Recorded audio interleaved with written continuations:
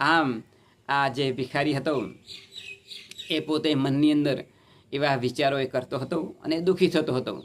જ્યારે પોતે એ પોતાની જે ઝૂંપડી હતી એની અંદર ગયો એટલે એને ખૂબ દુઃખ થયું કે મારે આવી ઝૂંપડીની અંદર રહેવાનું. જ્યારે રસોઈ કરવા બેઠ્યું ત્યારે એને એમ થતું હતું કે મારે આખી જિંદગી મારી જાતે જ રસોઈ બનાવીને ખાવાની, એટલે ખૂબ દુઃખી થતો હતો. જ્યારે વાસણ ઉટકતો ત્યારે એને એવું થતું હતું કે મારા જ વાસણ ઉટકવાના, ત્યારે પણ એને દુઃખ થતું હતું. એને પોતાનો કપડો ધોતો હતો ત્યારે પણ એને દુઃખ થતું હતું કે મારે જાતે કપડો ધોવાનો.